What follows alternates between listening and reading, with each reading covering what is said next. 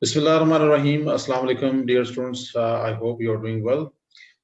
Today we are going to talk about another important topic related to arms control and disarmament.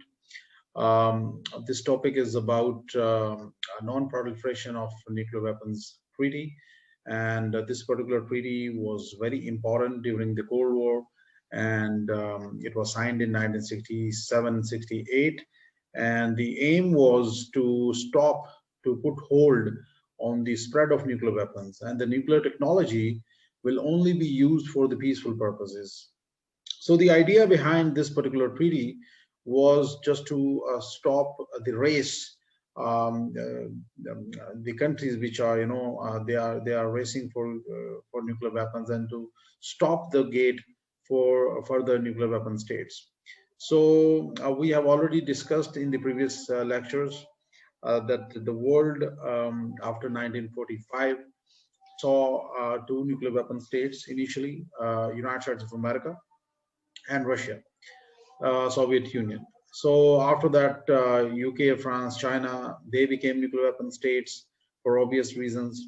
A few of them, achieved nuclear weapon states, weapons for the global stature, for global hegemony, for regional hegemony. But few of them chose to go for nuclear weapons for security reasons. So ultimately, in South Asia, India became a nuclear weapon state in 1974, and followed by Pakistan, and Pakistan also became a nuclear weapon state in the 80s. Later on, Israel and, of course, North Korea in 2006 became nuclear weapon states. So these are few nuclear weapon states in the system, in the world today, about 9 nuclear weapon states. 5 of them are considered as the de facto nuclear weapon state, de jure nuclear weapon state, legal nuclear weapon states, in which United States of America, Russia, China, France, and UK, they are considered as the de jure nuclear weapon states, legal nuclear weapon states, because they achieved nuclear weapons before 1967. And the countries which acquired nuclear weapons after 67, they are considered as de facto nuclear weapon states, including India, Pakistan, Israel, and of course, North Korea. So this is the backgrounder and of this particular treaty. And this treaty, as I told you before, it was opened for signatures in 1968 and entered into force in 1970. And the duration was indefinite, extended in 1995, and state parties are more than 191.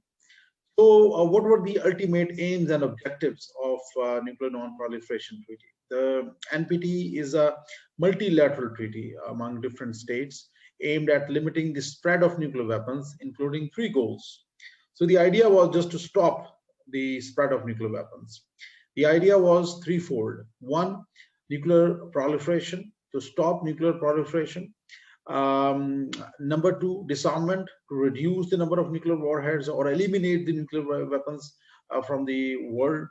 And third, peaceful use of nuclear energy. So basically, they worked on these 3 ideas. These were the 3 main objectives behind the signing of NPT. Now, these elements constitute a grand bargain between the 5 nuclear weapon states and the non-nuclear weapon states. It is called grand bargain because in this bargain, the 5 nuclear weapon states, they offer nuclear know-how, technology, material, help for peaceful energy, but they will not allow any country to develop nuclear weapons. So this is the reason whenever any state like North Korea, Pakistan, or any other state tried to acquire nuclear weapon after 1967, they were sanctioned with extreme, you can say, sanctions, economic sanctions, and other sanctions. So those countries who agreed to work with them, they provided support to those countries, and they also share their nuclear know-how and technology with those countries. So this particular treaty is actually, you can say, dual phase treaty, and it is not, you can say, a biased treaty, I would say. Why it is biased treaty? Because India is not signatory to NPT, but still America, along with NSG, Nuclear Suppliers Group, they are providing nuclear technology, nuclear know-how, material to India under Indo-US nuclear deal. which was signed in 2008. So this is the reason that this is one of the challenge of NPT, which we need to understand in detail. So let's move forward and understand what does NPT stands for and what are the ultimate aims. So the ultimate aim of NPT is state without nuclear weapons will not acquire them. The ultimate aim is this: a country which does not have nuclear weapons, they are not going to acquire them. These countries will never allow them to acquire nuclear weapons. So this is the reason whenever North Korea or Iran try to pursue for nuclear weapons, they are sanctioned. They are these countries like America and other Western powers. They impose strict sanctions, economic sanctions on those countries, just to discourage them from acquiring nuclear weapons. States with nuclear weapons will pursue disarmament. Now, this is also unrealistic goal, but still there are there are countries like United States of America and Russia who have taken some concrete steps to reduce their nuclear weapons. But ultimate nuclear disarmament is not possible in the world because of many reasons. These countries, they don't trust each other, and of course the balance of terror has prevented these countries from any attack against each other. So this is one of the things which is there. Nuclear deterrence is very important to prevent these countries from attacking each other.